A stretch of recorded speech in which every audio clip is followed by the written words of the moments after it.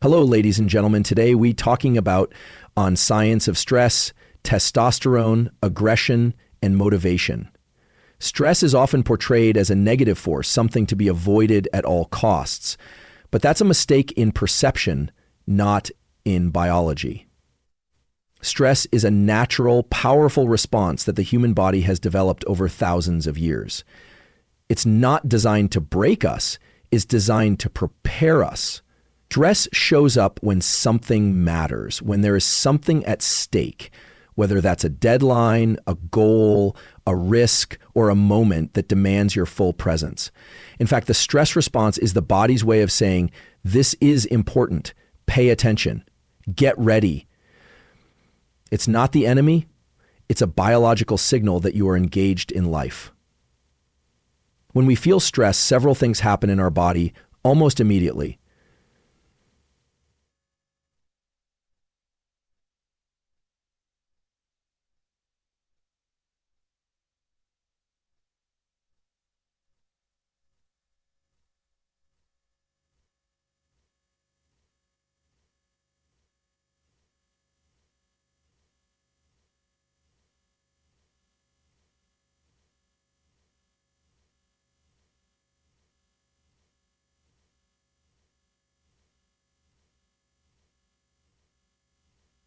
Our brain releases chemicals like adrenaline and norepinephrine that heighten alertness, increase focus, and prepare muscles for movement. The heart rate increases. Blood flows away from non-essential organs and moves toward the muscles, brain, and vital systems. The pupils dilate to take in more visual information. The lungs expand to pull in more oxygen. All of this is orchestrated so you can perform, not panic. That's what stress is for. It's nature's way of optimizing you for pressure, not paralyzing you. But we've been conditioned to view stress as damage. We're told it causes burnout, illness, and even death. And yes, chronic unmanaged stress can cause harm. But there's a critical difference between stress and distress. The body can handle and even benefit from short bursts of stress, especially when we interpret those moments correctly. Think of a weightlifter. Every time they lift, they're placing stress on their muscles. That stress doesn't destroy them, it builds them, it causes adaptation. The same principle applies to psychological stress, the pressure of responsibility, the urgency of a challenge, the weight of a big decision. Those moments can grow you if you learn to work with the stress instead of against it. The key lies in interpretation. When you feel that tightness in your chest, that buzz of nervous energy, that racing heart, that's not weakness. That's your body preparing you to rise. That's not something going wrong. That's something going right. Reframe it. Welcome it. Even say to yourself, this is what readiness feels like, because that's exactly what it is. And when you adopt this mindset, everything changes. Stress becomes your ally. You stop shrinking from hard things and start stepping into them. You begin to trust the signals your body is giving you. You stop saying, I'm anxious, and start saying, I'm activated. That shift in language is not just semantics, it's neurochemistry in action. Research shows that the way we think about stress directly affects the impact it has on our health and performance. People who believe stress is harmful experience more negative physical effects. But people who view stress as a helpful response perform better, recover faster, and actually live longer. That's not magic, that's mindset guiding biology. Your beliefs about stress aren't just thoughts. They're instructions your body follows. Stress also sharpens learning. When you're under stress, your brain forms stronger, faster memories. That's why you remember intense experiences so vividly. If you harness stress while learning or practicing, you retain more. Stress tells your brain, this matters, lock it in. So instead of avoiding stress in challenging situations, whether it's public speaking, training, or leading, lean into it. Use it to your advantage. Let it burn the experience into your mind so that next time you don't just survive, you excel. And there's another powerful truth here. The body doesn't differentiate between bad stress and good skill set. And there's another powerful truth here. The body doesn't differentiate between bad stress and good stress. It only recognizes activation.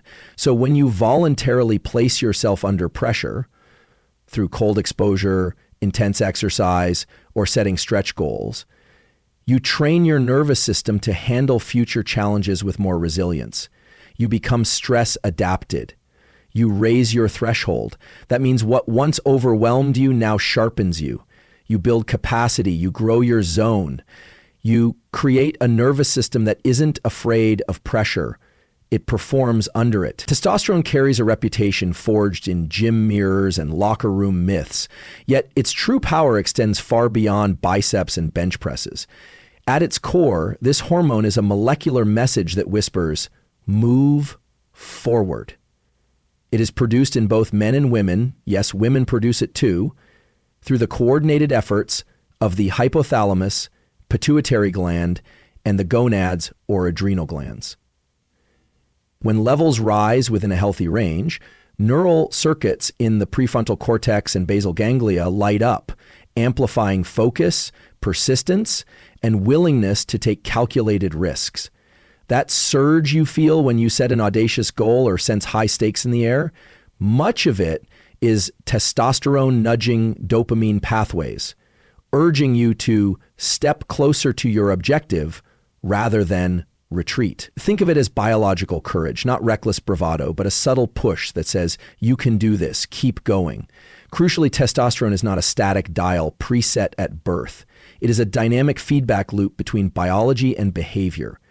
When you adopt expansive posture, engage in challenging tasks, and pursue mastery, your body often responds by nudging testosterone upward. Studies show that completing a difficult workout or negotiating a successful deal can bump levels for hours afterward. Even simply holding a power pose, shoulders back, chest elevated, for 2 minutes has been linked to transient hormonal shifts. The takeaway is profound. You can influence your internal chemistry through deliberate action. Instead of waiting for confidence, you create it by moving, striving, and standing tall, and hormones dutifully follow your lead. Testosterone also sharpens what neuroscientists call reward prediction. In practical terms, it heightens your sensitivity to progress markers, the first small sale in a new business, the extra kilogram lifted, the incremental improvement in your coding project. Each tiny win releases dopamine, and testosterone strengthens the synapses that register that reward, teaching your brain to crave the next milestone. Over time, this builds a virtuous cycle. More effort, more wins, more reinforcement. It is self-propelling motivation at the biochemical level, and it explains why high performers often appear to have an endless well of drive. Their neural hardware has been repeatedly tuned by waves of testosterone that follow risky but rewarding behavior. Aggression is part of the story, yet popular culture distorts it. Elevated testosterone doesn't randomly spark violence. It biases behavior toward protecting status and resources that matter to you. That could mean safeguarding your family, defending a creative idea in a brainstorming session, or pushing through the last kilometer of a marathon. The aggression fostered here is targeted persistence, laser-focused intensity rather than chaotic rage. In a corporate context, that might manifest as relentless innovation, in an athletic arena as fearless competition, in personal growth as refusal to self-sabotage.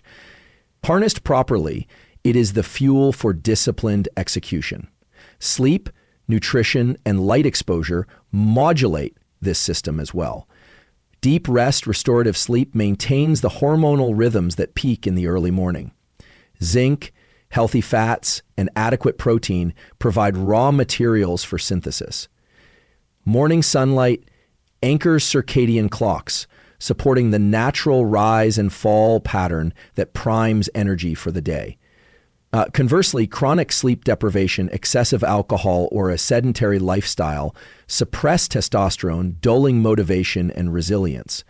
Thus, lifestyle is not mere background, it is active hormonal engineering. Importantly, social context can either amplify or diminish the hormone's effects. Celebrate victories publicly, and your testosterone response is higher than if you celebrate alone.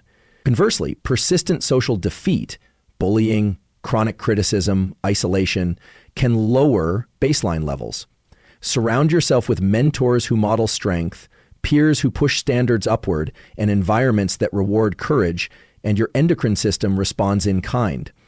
This is why elite training camps, vibrant startup hubs, or high-performance creative studios often feel electrifying. Collective ambition triggers a communal hormonal tide that lifts every individual a little higher. Whether you are preparing for an important presentation, stepping onto a competition stage, or simply aiming to break a personal plateau, remember that purposeful behavior cues the chemistry you need. Stand tall before you feel tall. Act boldly before you believe you're bold. Motion precedes emotion. Over time, these deliberate signals recalibrate the endocrine orchestra, making drive and determination feel natural rather than forced, until momentum becomes your resting state and forward movement the default rhythm of your days. Aggression is one of the most misunderstood human drives. It's often labeled as violent, chaotic, or dangerous, but that's only one side of the coin. In its rawest form, aggression is simply activation, a surge of energy that says, move, push, fight for something. It's a biological force designed not for destruction, but for direction. Within every person, aggression exists as a tool, not a threat. It's not something to fear. It's something to focus. The difference between destructive aggression and constructive aggression lies in intention, awareness, and control. When harnessed with purpose, aggression becomes persistence. It becomes endurance. It becomes the relentless refusal to be defeated by circumstances or self-doubt. This internal force is rooted deeply in the brain's hypothalamus and amygdala, where survival instincts live. In moments of challenge, these circuits activate the body's sympathetic nervous system, the fight or flight response. But aggression doesn't always lead to a physical fight. Sometimes it's the reason someone stays late to finish their work. Sometimes it's the reason someone gets back up after failing 100 times. Sometimes it's the fire that drives a person to walk into a situation everyone else walks away from. It is not rage, it is resolve. It is not harm, it is hunger. Hunger to achieve, to overcome, to assert purpose in a world full of resistance. Aggression fuels action when most people freeze. It is the internal voice that says, "Not today, I will not give up here."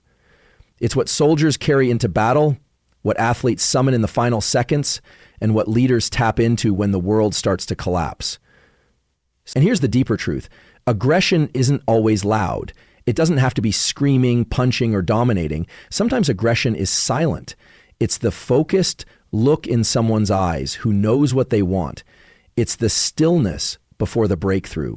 It's the grip of someone who refuses to let go of their dreams. That quiet intensity is often more powerful than any outward expression. The human brain has specific circuits that reward this kind of focused aggression. Dopamine pathways become activated when action is taken toward meaningful goals. The body responds with a sense of satisfaction, not from arrival, but from progress. That progress, fueled by inner aggression, becomes addictive in a healthy way. It trains the nervous system to prefer motion over stagnation, discipline over chaos, precision over passivity. When this cycle is repeated, it becomes identity. A person begins to identify not as someone who reacts aggressively, but as someone who channels aggression toward high-value outcomes. That identity reinforces itself with every rep, every word written, every difficult conversation faced head-on. There is also a deep connection between aggression and protection. This drive is hardwired into our biology to protect what we value. When properly directed, it fuels our instinct to guard our time, our energy, our stand. Constructive aggression means creating boundaries, saying no to distractions and saying yes to the hard road. It's about having the intensity to fight for something bigger than comfort. That kind of power is not toxic, it is transformational. It is the reason people rise from trauma stronger than before. It is the reason underdogs win. It is the reason revolutions begin, not just in societies, but in personal lives. Aggression, when used with awareness, becomes a powerful companion to vision. The goal gives it shape, the plan gives it structure, and the heart gives it meaning. Without direction, aggression can feel like chaos, but with direction, it becomes the engine behind every purposeful action. This force is not to be suppressed but sculpted.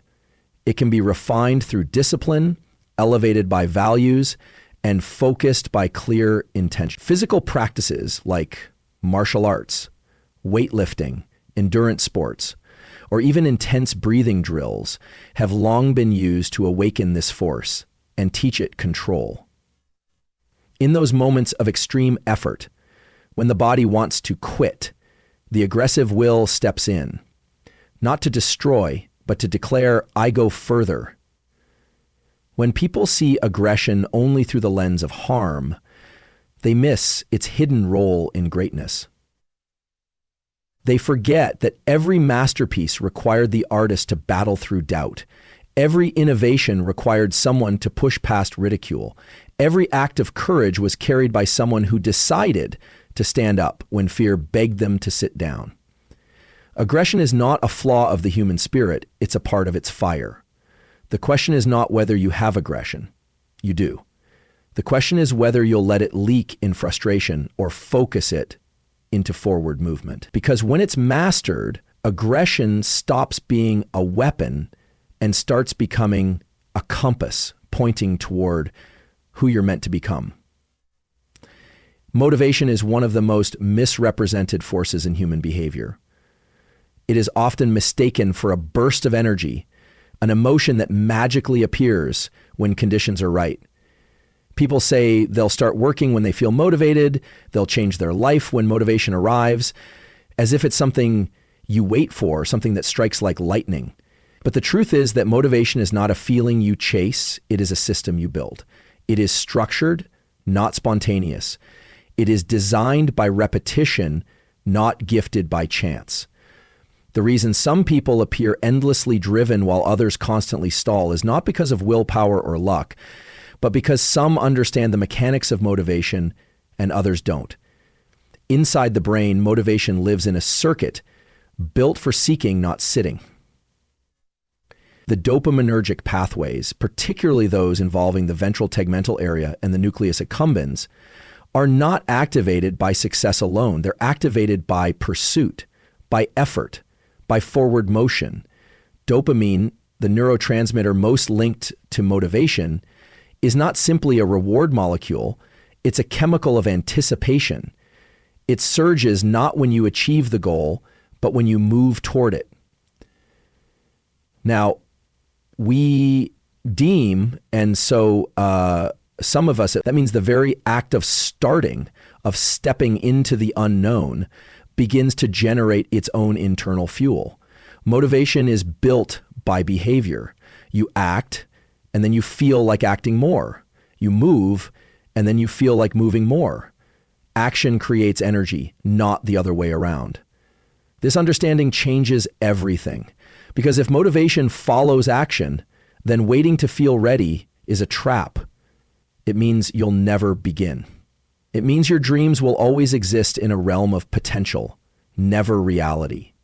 But once you realize you can manufacture motivation through micro movements, small, deliberate steps toward your goal, you unlock a powerful cycle. You brush your teeth when you're tired. You show up to the gym when you're not inspired.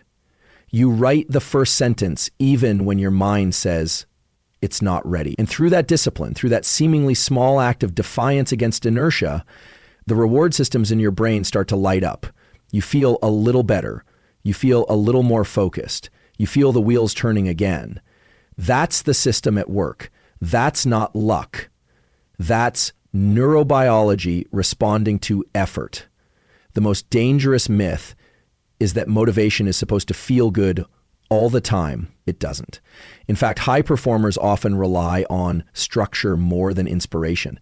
They don't feel like showing up every day, but they do, because they've built routines that support action regardless of emotion. That's why morning rituals, timed focus blocks, or pre-text triggers are so effective. They remove decision fatigue. They bypass the emotional resistance that often blocks action. They tell the brain, this is what we do now, and the brain listens. Over time, the neural pathways that support productivity and resilience become stronger. You literally carve motivation into your nervous system through daily action. There is also a deep connection between meaning and motivation. When your actions align with your values, dopamine flows more freely. That's why people can work long hours on something they believe in and feel energized instead of drained.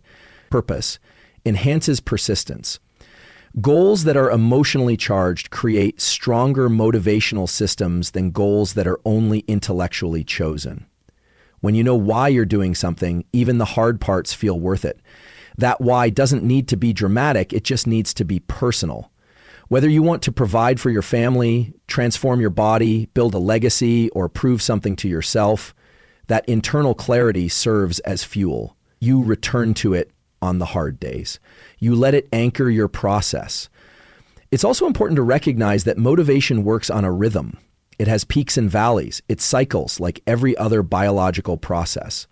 Trying to be on 24/7 leads to burnout. But learning how to work with your own energy cycles, when your brain is sharpest, when your focus is strongest, makes your system more efficient. You don't need constant intensity. You need consistent engagement. You don't need to be perfect. You need to show up again and again until showing up becomes identity. Until you are no longer a person who tries, you are a person who does. You don't hope for motivation to find you. You become motivation in motion. That's the system. That's the shift. The human body is not a closed system. It responds, adapts, and evolves in constant conversation with the environment around it. From the light that enters your eyes to the voices you hear daily, from the architecture of your space to the social circles you belong to, every aspect of your surroundings sends signals to your brain and body, shaping not just your thoughts, but your hormones, your stress responses, your energy levels, and your drive. You are not separate from your environment. You are a reflection of it. Every habit you form, every mood you feel, and every level of motivation you experience is influenced, sometimes dramatically, by the world you've built around you. This is not just theory, it's biology. The brain, particularly the hypothalamus, receives input from your senses and adjusts internal states accordingly. When you wake up and look into natural sunlight within the first hour of the day, your cortisol rhythm gets calibrated. That early spike in cortisol, far from being harmful, is essential for wakefulness, attention, and long-term energy management. Miss that natural signal, and your day begins with a confused biological clock, your sleep-wake cycle drifts, your focus fades earlier, and your ability to feel fully alert gets blunted. Just one morning of artificial lighting can shift your circadian rhythm, and with it, your hormone production. This shows how even something as subtle as when and where you stand can alter your chemistry. Your environment also influences testosterone, dopamine, and other powerful neuromodulators. Studies have shown that being in competitive or high-performing environments can elevate testosterone levels, which in turn enhances motivation, risk-taking, and assertiveness. The company you keep matters. If you surround yourself with people who avoid challenge, complain frequently, or settle for comfort, your nervous system will adapt to match that pattern. Conversely, when you engage with people who are striving, disciplined, and relentless, your brain takes note. You subconsciously adjust your posture, your language, even your goals. You rise or fall to the expectations of your environment. And so the standard around you becomes the standard within you. The spaces you live and work in hold power over your productivity and mood. Cluttered, noisy, poorly lit spaces can increase cortisol and make it harder to concentrate. Clean, ordered environments with natural light and minimal distractions support focus and reduce stress. That's not just psychological, it's biochemical. When your brain is not overwhelmed by irrelevant stimuli, the prefrontal cortex functions more efficiently, allowing better decision-making and enhanced self-control. In this way, designing your environment becomes an act of mental training. You are setting your brain up to win or to wander based on what you allow in your space. Even temperature and sound impact performance and resilience. Cold exposure, for example, has been shown to increase norepinephrine, a chemical linked to attention and alertness. Athletes and entrepreneurs alike use ice baths, cold showers, or outdoor cold exposure, not only to recover, but to build mental toughness and regulate emotional responses. Similarly, certain types of music can elevate dopamine and reduce perceived effort, allowing you to push harder and longer. These environmental tools are not luxuries, they are levers.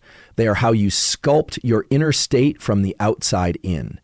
Your digital environment matters just as much as your physical one. The type of content you consume is like nutrition for the brain. Scroll through endless negativity and your stress hormones stay elevated. Flood your attention with distraction and your ability to focus narrows. But fill your day with high-quality ideas, constructive challenges, and uplifting conversations, and your system recalibrates. Neuroplasticity, the brain's ability to change and grow, is driven by repeated experience.